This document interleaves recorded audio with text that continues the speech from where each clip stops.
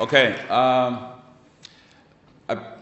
spent 5 hours thinking and preparing this presentation with mindset of trying to be helpful for as much as I can. Like Anton said, we're only scratching the surface because I only have 40 minutes. But I will do my best, and hopefully we'll have some time for Q&A at the end. So when I thought about this subject, I was thinking to myself, how is it possible that I can talk about this? And then I think about, well, there are some obviously wrong things to do, so we'll talk about that. And there's some very obvious right things to do, so we can talk about those as well. I'll start from my introduction of myself. I started making games in 1986, and as a programmer, and back in those days, we didn't have indie games. All games were indies, and I had to make the programming, I have to compose the music, I have to make the art, I have to write the user manual, design the cover, and I have to go to people and convince them to sell my software. That was back then when we're still selling floppy disks. And then I worked for Sony in 1989. I worked for Electronic Arts from 91 to 94. Capcom, worked on Street Fighters there. I worked on John Madden football there as a lead programmer. And I worked for Atari, later got acquired by, Accolade, later got acquired by Atari. I worked on Test Drive. So I was fortunate enough to work on sports games, fighting games, and racing games. Most of my career, I make action games. And most people in game industry, if you work in the industry for 20, 30 years, a lot of them really focus on one field, one genre. Some people are really good at RPG games. Some people only make fighting games.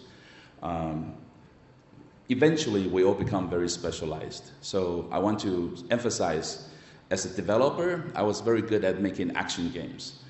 And then later I started a company called Zona, it's Z-O-N-A, in Silicon Valley.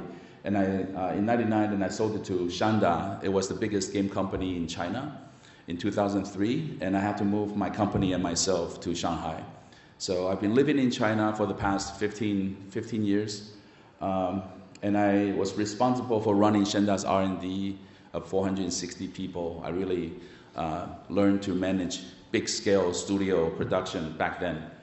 And in my career as a developer, I shipped Madden Football, Street Fighter, Super Puzzle Fighters, Test Drive, and over 30 games. And right now, I'm a business development person. I'm not a developer, I'm not a producer, I'm not a studio director. I'm a business development person. And I bring Western games to China, or foreign games to China. And I've licensed Monument Valley, Toy Blast, Gardenscapes, Homescapes, War Robots, Hawk, Freedom Fighter, My Cafe, and more. Maybe 30 more, just within 4 years I have been with iDreamSky. And I play over 100 games a month. I spend a lot of time playing games. And I think it's important, very, very important for you to play as much games as you can. When I interview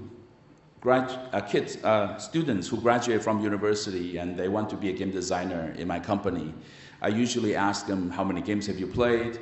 What's your favorite game? Why do you like that game? What do you think is the difference between this game and that game? Because if you play a lot of games and you just enjoy those games, you're just a game player. Just like you watch a lot of movies, that doesn't mean you can be a movie director. But it will give you some insight.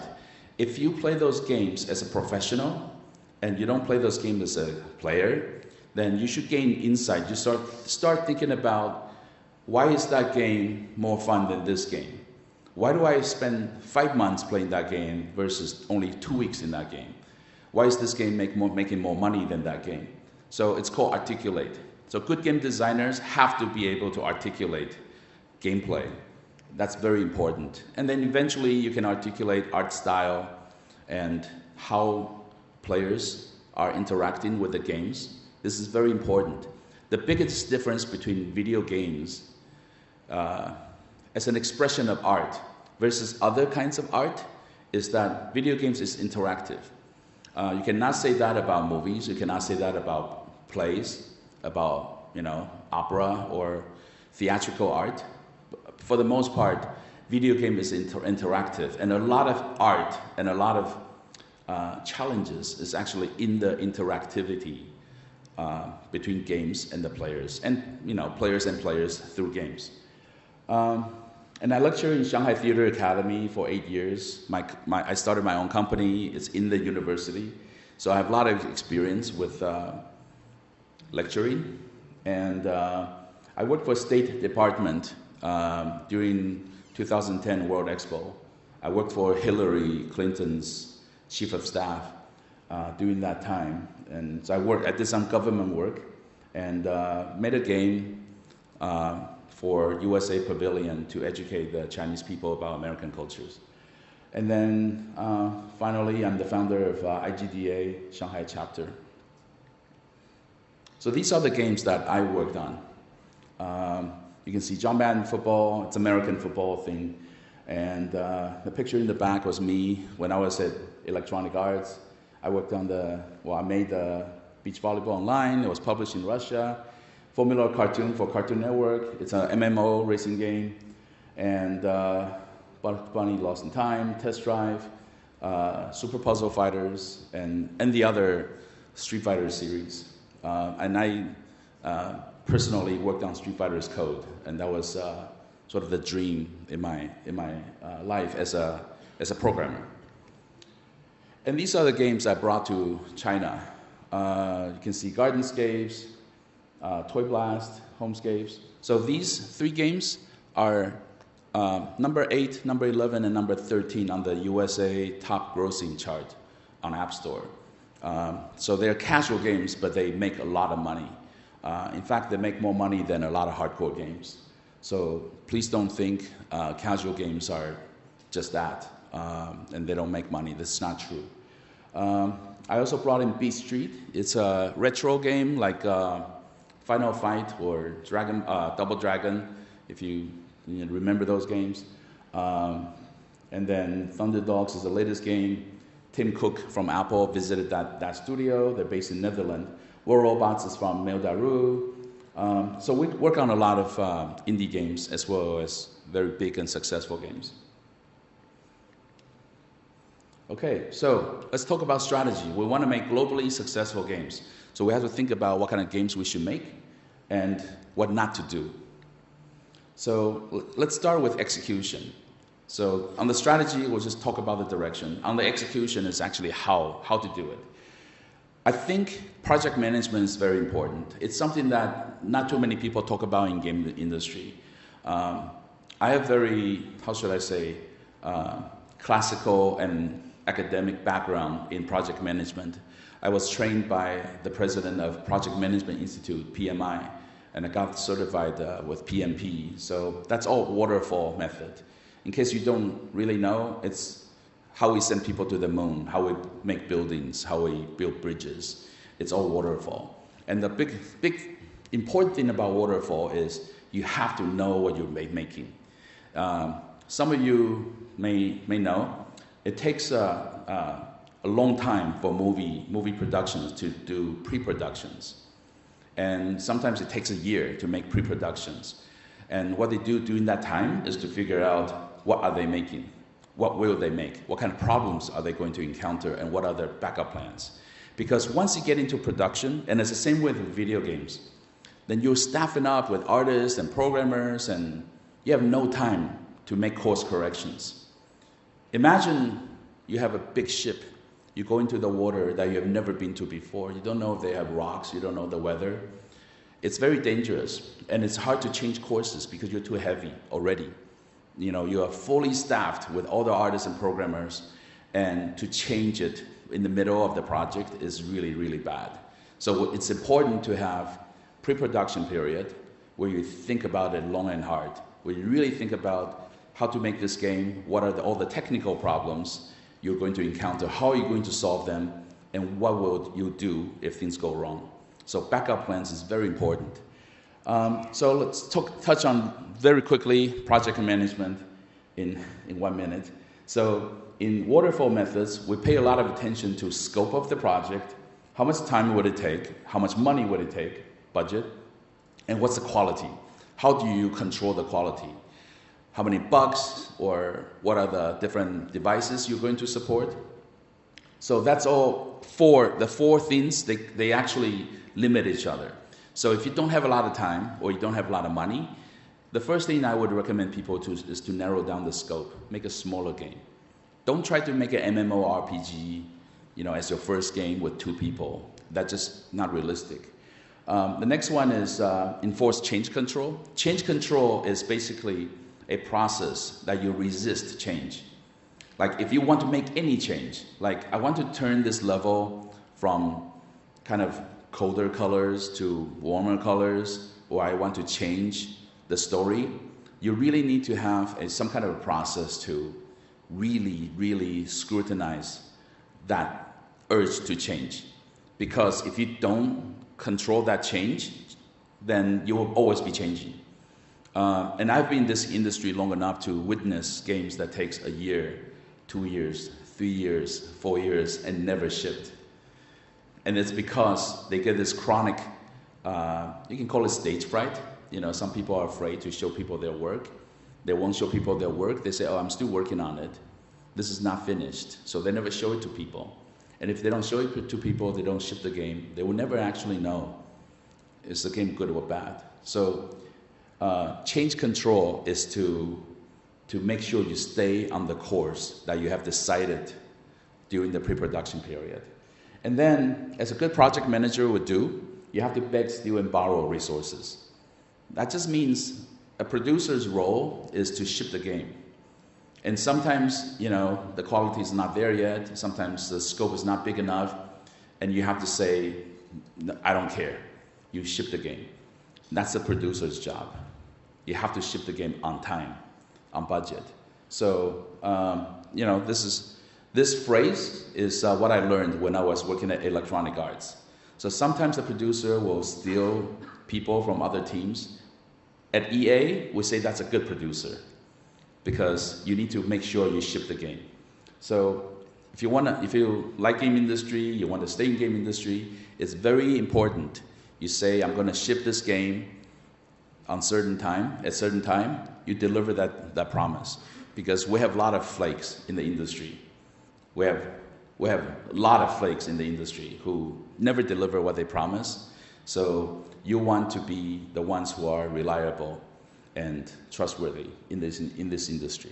Okay, so a more trendy project management practice is called Agile. Agile is very popular in the software industry. It's getting popular now.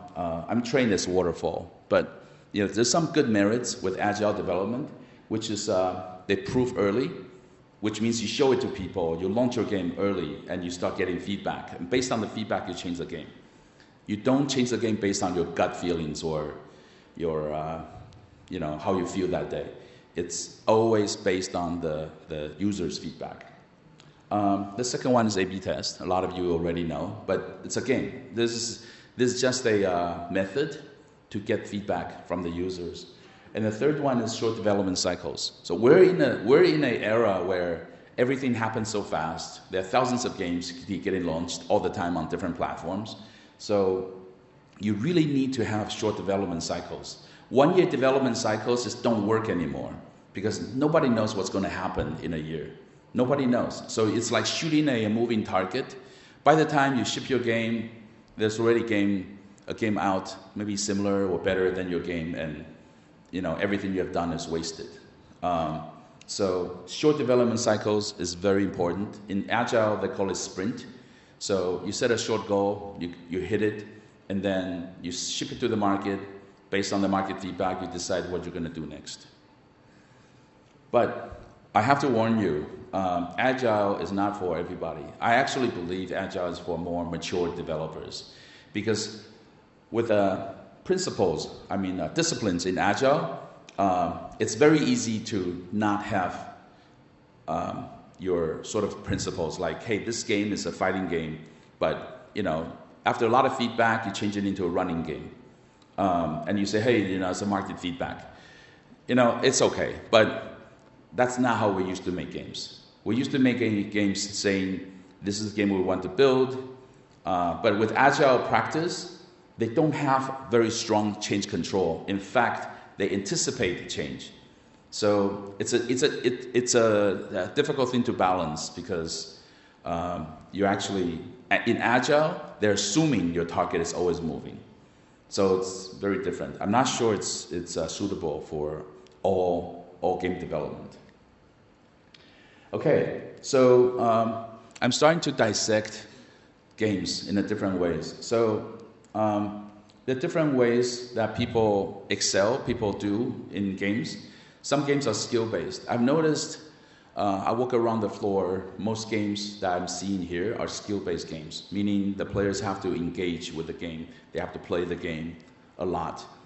And that's what video games have been like for the past 30 years. It's been like, I'm fighting, I'm running, I'm driving, I'm doing something, right? But you have to pay attention to what's popular in the market today. There's a new game genre called idle gaming. And in idle gaming, you're not engaging the game as much. And these games are making a lot of money. Commercially, they're very successful. And a lot of you, if not most of you, will hate these games because you feel like you're not playing the game is playing you. Or the game is playing itself. And, you can have all kinds of opinions, but video game never exist as an art. Video game industry existed this whole time as a business, commerce behavior. So you're making products, you're not making art. I mean, if you're happy about making art in your basement and you never ship it, then you shouldn't even come here because you don't care what people think of your game. So it's important to be commercially minded because if you actually can ship commercially successful games, then you can have money to make the games you really want. But if you always want to make the games you want to make and you are never commercially successful, then no one will find out about your game because it's not popular. So the next one is strategy-based. It's obvious. Some games don't require a lot of clicking and control. It requires more thinking. So the second one is strategy-based. Third one is time-based, which means it doesn't really require a lot of skills. You just need to do the same thing for a long period of time. And it's quite obvious there are a lot of games like this in the market. And then there's money-based. Again, I don't want to spend a lot of time doing the same thing over and over again. I want to spend some money and increase my progression in the game. So these are not absolute. I'm just explaining to you the different ways the user can excel, can enjoy themselves in the game. Now, I don't want to say time-based is stupid or idle games is stupid. I don't think that's the best approach or attitude to look at games because some of them are commercially successful, very successful. And again, we're dealing with different demographic. A lot of the game players today, especially on mobile, they have never played games before. They don't know what games are supposed to look like. They don't know. They've never heard of Street Fighters. They've never heard of a lot of, Dead or Alive, Tekken. They just don't know. And they just want to have fun. And for them, some simple interaction that's not too stressful, that doesn't take a lot of their time, they think that's fun. And, you have to feed the market of what they want.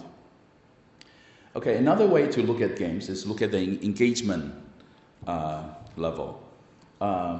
Like, if you talk about really immersive games, and the extreme will be VR.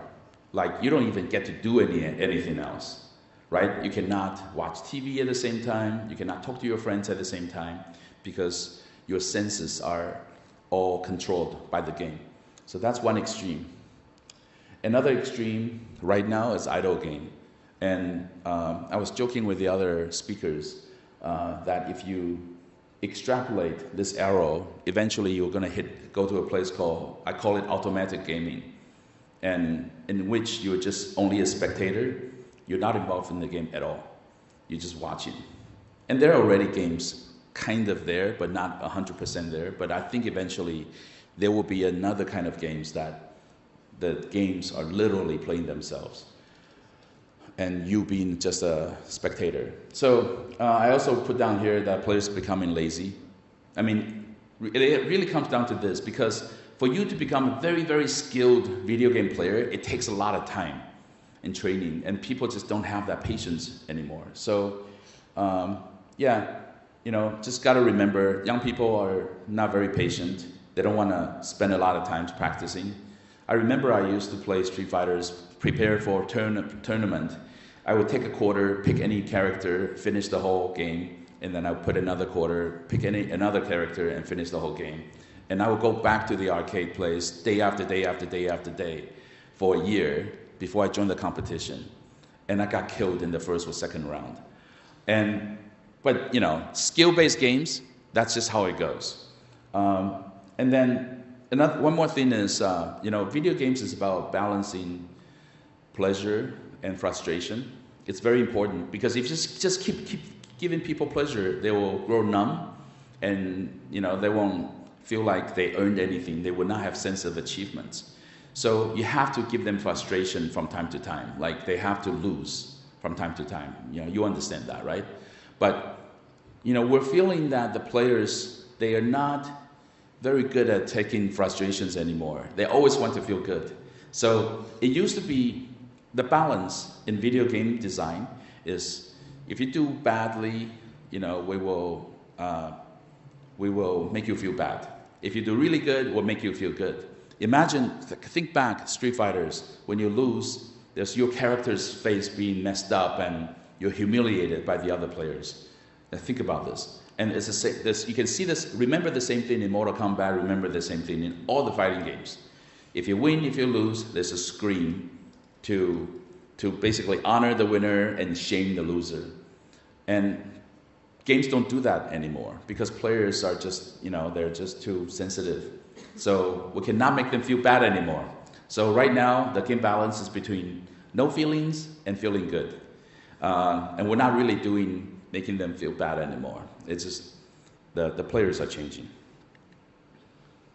And how are games monetized? For now, there could be more, but I'm very focused on mobile. So there's premium, you pay, you get the game is kind of yours. And then there's freemium with in-app purchase, and that's a long, deep conversation about in-app purchase. You know, subscription is kind of in the middle between the two. And the third one is monetizing through ads. So don't get stuck with just premium ways of monetization, because that's the low-hanging fruit, and it's kind of easy, and it's how games have been sold for the past 30 years. There are other ways to monetize. And it's important for you to learn the other ways as well, because my feeling is that sector of the game industry is growing a lot faster. Look, people want to try the game before they pay. It's natural, right? You probably have, you know, as a consumer, you have the same desire. Why do I want to pay, you know, I don't know, $3, $10? I don't even know if the game is really good or not. I can only tell from watching the video. And getting a refund is a lot of trouble. So people want to try it out first. And besides, you make a lot more money by going to freemium if you do it right. And sometimes freemium games can be made into freemium games. It's not easy, but it's been done before. My company, iDreamSky, we licensed Temple Run 6 years ago, and back then they had no monetization scheme in the game. And slowly we turned it into a freemium game, and it's making very decent income. So I'm going to quote great people, what they have said. Trip Hawkins, founder of EA, he said, there are 3 elements in a successful game. The first one is sexy. Sexy means the graphics, it has to be good. If the graphics look like crap, then it's difficult for players to enjoy it, to discover the rest of the game. So the second one is easy to control, or easy to get into. So this is about accessibility. You know, you don't have to spend a lot of time to learn, and you can control. And there's something I need to mention about the second one. So this visual feedback and audio feedback, and what you require user to do, and what you tell them, how do you tell them they're doing the right thing or wrong thing, that's very important. You're not making games for yourself. You're making games for people who have never seen your game. So this part is very, very important. Within a very short amount of time, some people say 30 seconds, some people say 1 minute or 3 minutes. You have to let them feel they're in control of the game. If the game is just like doing things, I remember I'm pretty sure every one of you have experienced that. You feel like you're playing this game and you're tapping, hitting, and then realize it's actually not responding to you. It's just a video or something. We have that experience before, so don't make games that make people feel that way. The third one is deep. So you want the control to have depth. And I would say the master of doing this is Japanese. You look at Mario Brothers, the original one, from the first time Mario run into something to the next time Mario run into the next thing, that's timed. I mean, that amount of time, they actually use the stopwatch. And Mario, you as a player, you will learn one thing at a time. And then you learn the second thing, then you learn the third thing. And then they mix 1 and 2 together, so you run into 2 things together. So they only teach you one thing at a time. So Japanese, I think they're really sort of considerate. They're very considerate when they design games. And a lot of, especially American games, they just assume you're game players, you'll go figure it out. And in fact, they will say, it's good for players to explore, for them to find out how to play the game. The problem is sometimes they never find out.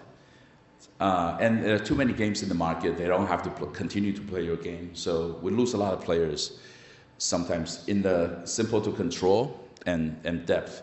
Depth is, okay, so you can keep a player interested in playing your game for a day or 2, but not 3 months. And that's usually because there's not enough depth. People who have played Street Fighters, in the beginning they just bash the buttons, and then they lose. To more experienced players, then you realize, oh, there are moves, there's super moves, oh, there are combos. So these things are kind of, you go into it and you can survive in the game just by learning simple skills, but eventually you will learn higher skills. The game will reveal itself to you, its multiple dimensions. Okay, so Chen Tianqiao is the founder of Shanda. Shanda used to be the biggest game company in China. They primarily focus on online games. And he claimed there are 3 stages of an online game.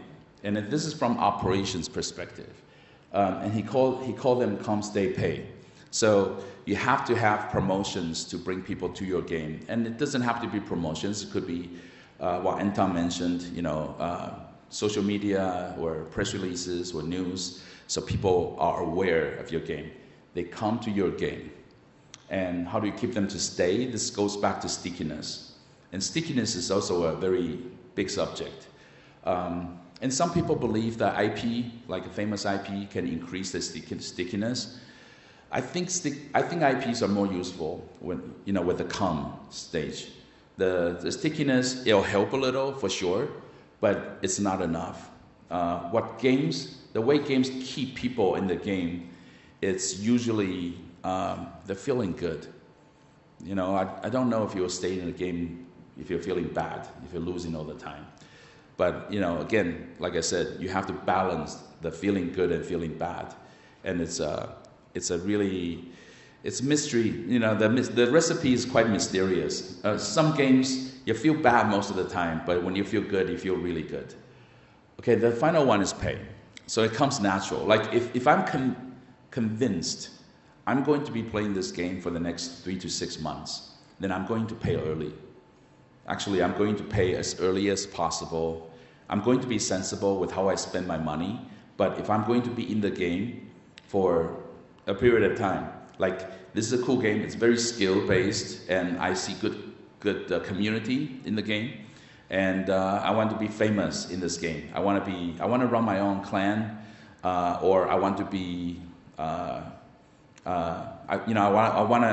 playing a sniper game now, and I spend money on really good weapons, so I can make money quicker in the game. So, and I don't think it's evil. Seriously, I don't think paying for weapons or paying for experience will destroy the gameplay. I think that can happen if the game designer is not very good. Good game designers will make it in a way that it doesn't break the game balance. Okay, let's talk about themes and some visual aspect of the games. If you want your games to be successful in different regions, in different cultures, so you need to think about the backdrop. You have to think about the themes. So you want to pick culturally universal themes, and one idea is actually fantasy-based, because fantasy does not belong to any culture. If you think about Final Fantasy, you don't think it's Japanese, right? And you don't think it's Western or Nordic, because it's fantasy, just like Lord of the Rings. So fantasy-based is a good idea. It's easier to be universal. But if it's like your own original IP, you run the risk that people just never bother to learn your story. And then there's some public domain IPs that are universal, like some of Mark Twain's novels and older novels that people know. I think Jules Verne's Travel the World in 80 Days. That people have used that before in video games. So that can help. But we have to be careful not to be too culturally biased to some culture. And then art styles, you don't want to be too how should I say, too stylized. If it's too stylized, like very Japanese or very American, like Marvel styles, it doesn't work everywhere. It will work in places, I'm sure, but it may not work everywhere. And there are some certain art styles that are more widely accepted, and you can, just do some research on box office sales, on the 3D animations that right now or also in the past, and so this is something to be mindful of, art styles, because after you finish the game, you want to go back and change the art styles. It's very expensive. And how to control the game, because again, different players from different countries, how they engage to video games are very different.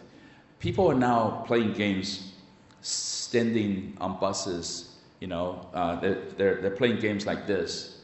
So if you make a game that requires this, then you're going to lose those players. And so you got to think about these issues. And you can be very focused on making console games, or you can be very focused on making mobile games. And you can try to make a game that works on all devices, but there's no perfect solution. You just have to be very mindful about who are going to play your game, what are the devices your games is going to be on, and people who own those devices, are they going to, for example, would you spend 5 hours a day playing games on a phone?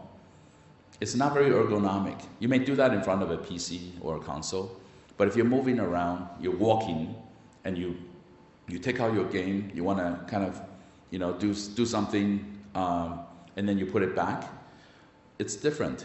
So the backdrop is very different. So you got to think about these things. So if you this is why you don't see a lot of FPS on mobile, because it's not the best device to play FPS. The game difficulty, it's the same thing. Got to think about people of different countries. Will they treat game difficulty the same way? What I can tell you is games are in general easier in Japan, and they're in generally harder in the US. And also the game difficult ramping is also different. The scale looks different. So it's very common that the game developers change the game difficulty setting for different countries. This happens all the time.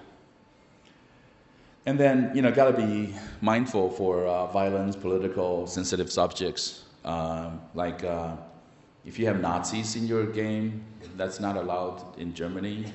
I mean, so on and so forth. So you just have to be mindful. And then certain zombies are not allowed in China, but monsters are okay. I'm not quite sure how that works, but you just have to be very mindful. In different countries, certain content are considered offensive. Okay, what not to do? Don't join the industry to make money. There are better business to make money. I'm very sincere to tell you this. If I believe it's a privilege to be in this industry. It used to be very difficult to come to this industry. I had a coworker at EA who had a Stanford University degree. He couldn't come to EA and get a job. So he begged to come to EA and work as an apprentice with no pay. And he's actually pretty good. And after 6 months, some HR told the company, said, hey, this is against the law. This is kind of like slave labor to have someone working for you and get no pay. And we converted him to full-time employee. But sometimes that's what it will take for you to get into the industry, back then. And so I still remember that, and I still think it's a blessing that you can find your talent, you find your bliss. This is what you want to do, this is important to you. So I think that's very important. But if you come to this industry with the mindset of, I'm going to make a lot of money, I'm going to make a great game and I'm going to make a lot of money, most of the time you're going to be heartbroken. You could get lucky, but most of the time you're going to be heartbroken because it requires passion, with what you do to make great things, and great things make money. But if your passion is with money, and you're using video games as a medium for you to make money, your passion is in the wrong place. So, and I also think this industry is very competitive. There are a lot of hardworking, passionate people trying to do the same thing, maybe exactly the same thing that you're trying to do. So we all work very, very hard. And if you're not passionate, if you don't feel like you're blessed to be in this industry, then during the hard times, you're just going to quit. You're just going to give up. So you need to have the passion to help you stick through the difficult times. And don't assume anything. I mean, a lot of people, including myself, when I was younger, I tend to assume a lot of things. And most of the time, my assumptions are wrong. So read a lot. I really recommend you to read a lot. Gamma Sutra, Pocket Gamers, and other media. You really need to read a lot. And what I used to do is, if I need to become better with game design, I would go to Amazon and I would put in the keyword game design and I would buy everything. And I read everything regarding game design. That's what I used to do. And because I want to make sure I'm not missing anything if this is going to be my job. And I think asking questions is more important than having answers. And you have to ask the right questions to the right people. So go to conferences, beg for help. You'll find out most people are willing to help you, but you need to be willing to beg for help. And don't take unnecessary risks. I think it's really pity and dumb for people to reinvent the wheels. It's like, there have been 20 games, exactly, same 20 games in the market, and you're building the 21st game that looks pretty much the same, plays exactly the same, and you're writing the code from scratch. I just think that's a waste. So now I'm in business development. The way I think is a lot more flexible now. So, I would actually go to people and say, hey, I really like your game, but I would like to change the story to a different story, or I would like to change a different art. Can we do a deal? Like, if you give me your source code, I will give you 10 or 20% of the royalty when I finish my game. And you'll be surprised. Sometimes people just don't care. They're like, yeah, well, great. That sounds like a good idea. Why don't you do it? It's possible. You'll never find out if you don't ask. But like doing everything from scratch by yourself is not a smart thing to do anymore, because we're not in the 90s. People share. People are into sharing a lot. And there's a website called Chupa Mobile, and you can buy source code. It's like $300, or less. You can buy a full game that's already shipped, and you can buy the source code. And yeah, don't make games for yourself, because you're not the players out there. I think one of the reasons why Japanese make really great games, some of the games Japanese build, we're still playing them today. I mean, we still get the antique, like Game Boys We still, use emulators. We still play a lot of the really, really old mechanisms that are designed by Japanese today. I think it's because they don't make games for themselves. And again, like I said, Japanese culture, they're really into considering for other people. I think they're just a very polite race, and they want you to enjoy their game. So they think about how you would react all the time. The 3 years I stayed at Capcom, I was really humbled. The way they gather feedback, I actually think it's better than anything I've ever seen, including the A/B test. So back then, they would take a video camera, they'll go to arcade, and they will shoot players' reactions, emotional reactions. They watch if the players are paying attention, are they engaged in the game, are they angry? Are they angry in a good way? Are they putting more coins in the machine? And that guy would stand there with his camera for an entire week.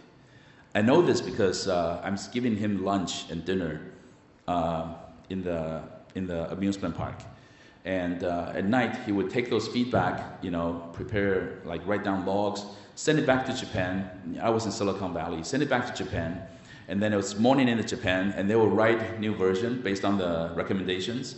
And then they will burn a new ROM, put it on FTP. The guy would download it, burn new ROMs. Next day, he would start it over. And it's called location test. And they would do that for an entire week. But if you think about it, there's no room for personal creativity.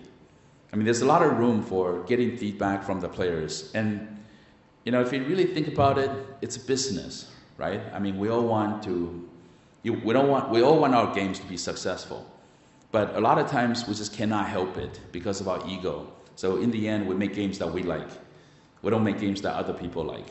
So I think that's a pitfall we have to be very careful. Okay, so I made that recommendation. Don't only make premium games because there are a lot of different business models out there. And it's important to play a lot of games. It's really important to play a lot of games. So when I say I play, over 3,000 games, I'm not exaggerating. You have to play a lot of games. Because if you don't play a lot of games, you actually can't have a meaningful conversation with your colleagues in the industry. For example, if one guy is talking about this game, then I will say, okay, which genre is that in? And then he's going to use a reference of another game, right? So our whole conversation, all our dialogue is using games. So if I say, oh, what do you think if I take this game plus this game, merge together, and we make one game? Or if people say, oh, yeah, this is kind of like Broad Star, or this is kind of like, Angry Bird Mechanism, but you will use that for, if you don't play a lot of games, you cannot even join the conversation. So it's important that you have the vocabulary. So you have to play a lot of games. Be tenacious, but don't be stubborn. It's difficult to balance that. Being stubborn is you're making the wrong game, but you just won't quit. And then compete in the world, not locally. This is really important. And never compete locally. You compete in the world. You use the biggest market's ranking chart to gauge where your game sits. Because if you compete locally, it just maybe make you feel better, but it won't give you real meaningful results. And there are layers and layers of challenges like onions, and you have to be brave and not be afraid to fail. Learn to fail. Learn from failures, and you still win. So just remember, there's winning and there's learning. And you have to try. You have to ship your games. It's important to ship your games. Send your demo, to the world. Have people give you feedback. And be prepared, for people are going to give you negative feedbacks. You should assume you're going to get negative feedbacks. And you should be surprised when you get positive feedback. But you have to keep trying. And the trying is not in your basement. The trying is out there. Ship your game out there. Let people give you feedback. And here's a statement I thought about last night, 4 a.m. in the morning. Games have to be fun to be successful, right? This is not difficult to comprehend. Games have to be fun. That's why people play games. And fun people make fun games. I cannot imagine boring people make fun games, or serious people make fun games. I think it's possible for serious people make fun games, but they have to be serious about fun. I don't know if that makes any sense, but games have to be fun. This is not hard to understand, right? So if we're like thinking about money all the time, the games are not going to be fun, because the games will be about monetization all the time. So yeah, just remember this. So I mean, if you have a company, if you have a studio, or if you have a team, always have to make sure the environment has to be fun, because people really don't perform well under pressure. If people are stressed, you put a gun to someone's head, they say, hey, make me a fun game. They can't perform that way. No one can perform that way. Or like, if you don't make this game fun by the end of this week, I'm going to fire you. It's not going to work. People can be creative when they're relaxed. Okay. Reduce risks by not reinventing wheels. This is actually directly coming from project management. In project management, we say, for production to be lower risk, you cannot have more than two technical challenges. So yeah, if you have to like tackle 5 technical challenges, that things I've never done before, blockchain, AI, massive online, it's not going to work. So tackle very few things. And actually, in the early part, beginning of the project, work on the hardest part. Don't work on the user interface. It's going to be fine. Work on the hardest part of the project in the beginning. So if you fail in the beginning, and you can kill the project and you can try something else. And that's my presentation. Do you have any questions?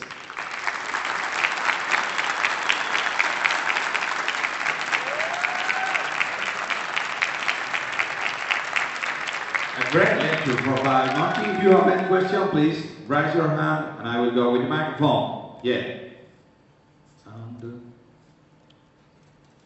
Raise your hand and I will go.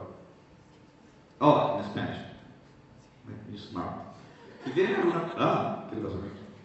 tienen alguna pregunta, por favor levanten la mano. Me acerco con el micrófono, en todo caso se la traduzco, si no se animan a hablar en inglés, no hay problema. Oh, ahí hay alguien, bien.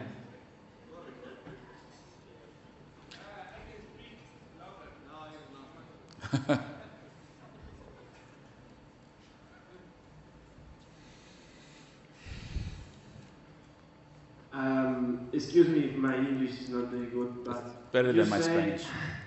You say that we don't must to work in an industry to make money, but some of us are in the middle of nothing right now. Yes. And I think that for making money, because we must to work for a living. Sure. And so yeah, you're thinking in absolute terms. So I don't mean like if you want to make games, you're gonna starve. That's not what I mean. But what I mean is don't expect to become a millionaire very quickly by making games. This is really hard to explain, but I'll try. So video game, although it's a business, it is still an expression of art, right? It's expression of feelings, expression of emotions. And if it's only about making money, have people spend money, it's all rational thinking. So you have to make your players relaxed. You have to make them enjoy your game. You have to deliver fun, right, for them to give you some of their money. So if you are, the important thing is you need to be relaxed.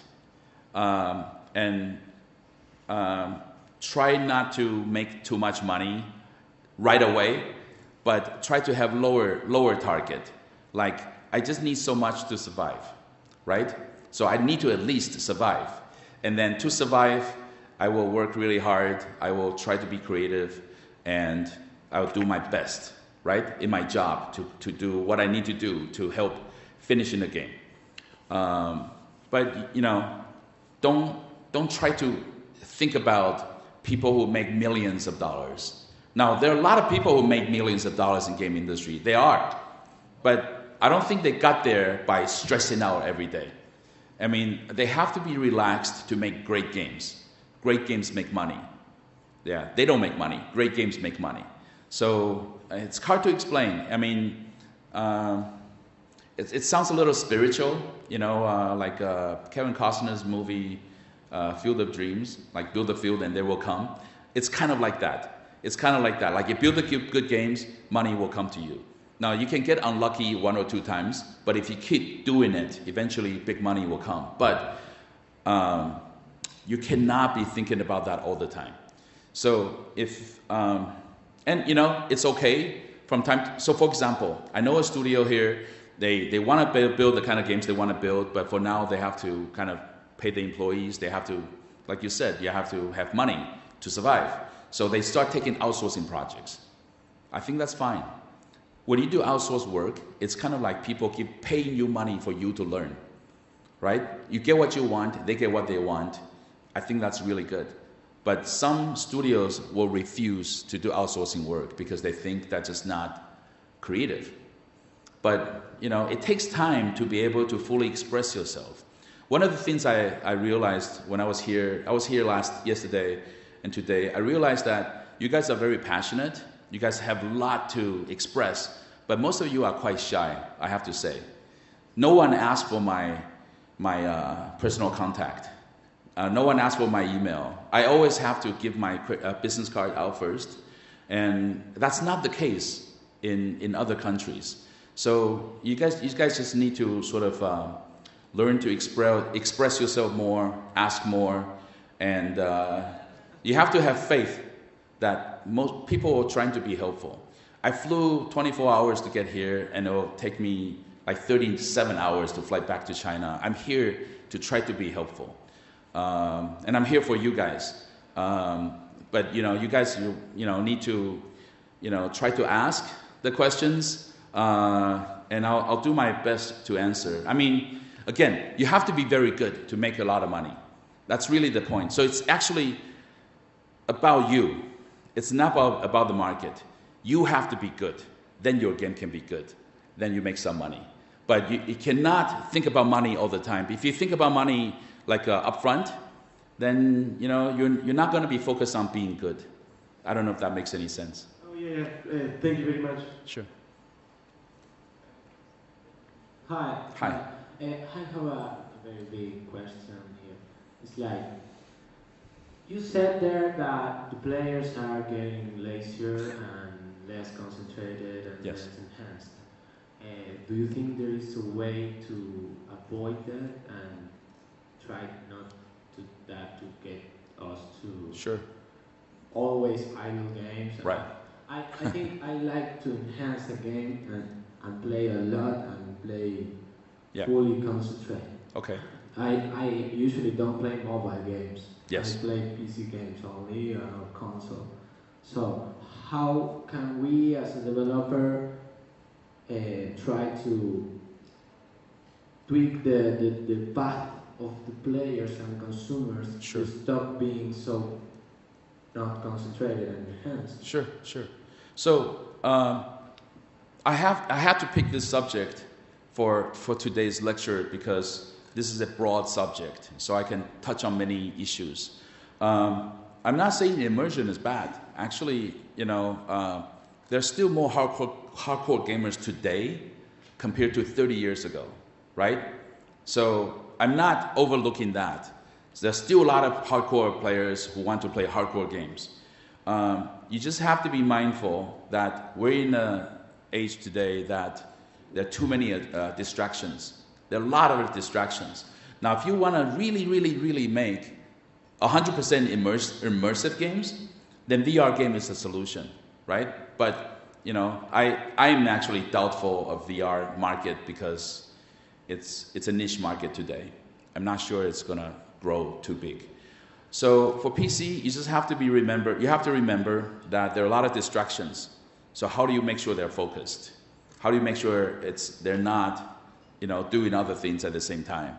And I think sensationalism is one answer. Unfortunately, you have to believe this. Like people have been trying to solve this problem for the past 50, 60 years. Not just for games, also for movies, right? Also for TV, and all forms of entertainment, all forms of media. when you think about making a game, you say, oh, I want to have monsters, I want to have dinosaurs, and then you're thinking big, and you have a big screen. Maybe you have 22-inch computer monitor. You work your art, everything look great on your screen. But 5,000 miles away, like some kid with a crappy computer, maybe the screen is not very good. Maybe the background is very noisy. He doesn't have very good speakers. So all your intentions are being discounted by 70%, right? Because it comes out, the sound is not good, the networking is not good, the screen is not good. So what you have to do is you have to amplify everything. Like meaning the dinosaur has to be unrealistically large, and it has to be unrealistically loud. And it's called sensationalism. I got to learn this when I was lecturing in a school focusing on theatrical arts. And if you think about theatrical arts, the bad guys always laugh like, ha, ha, ha, ha. And you can tell, like, if the guy laughs like that, he's a bad guy, right? And nice guys always dress a certain way, bad guys always dress in black, right? And the reason is they have to dumb it down so everyone understands it. So it's the same thing comes to video games. If you want to scare people, you have to do it over the top, right? If you want to, just really shock their senses, then you have to dial it up 300%, because by the time they get it, they only get 50%. Yeah, but if you try to do everything realistic, that's my problem with certain developers. When I was making John Madden Football, my coworkers told me, that's not realistic, it doesn't happen in real life. I said, I'm not creating real life. If people want real life, they can go to real life. This is a video game, right? So you have to give people surrealism, like hyper reality. Then by the time they get it, they can kind of get your idea a little bit. So that's one way to do it. You kind of have to blow it up. And one more thing I can add is, since the days I was making video games to now, I really notice most developers don't pay attention to audio. They pay attention to visual. They pay very, very little attention to audio. But audio is very, very important. Sound effects, and then the icon in the app stores, that's visual, right? If you don't look at it, it's not working to you. But if you have it's called Sonic logo or Sonic icon. If you have a sound, you give to people, like all the games from your company. When you have a title screen, you have that sound, 3 to 5 seconds sound. You think about it back. You think back, all the game consoles all have that sound. When you hear that sound, you know what that is, right? Even when you're not looking at the screen, you have that sound in your head. You remember that game or that machine. So you have to pay attention to the sound. And if you want the players to wear headsets, then tell them, you better wear headsets. And back in the days, we even experienced binaural recording, meaning it's a special recording technique. So when players put their headsets on, they get real 3D. They can get all directions. And I think that's if you want immersion, you have to think about all that. You have to think about what they see with their eyes, what they hear with their ears. Everything becomes very important. But usually immersive gameplay costs more production money and it takes more time. Yeah. Okay, that's it about questions. If you want to ask more questions to Monty, well, we'll have to give him a big applause to Monty, please.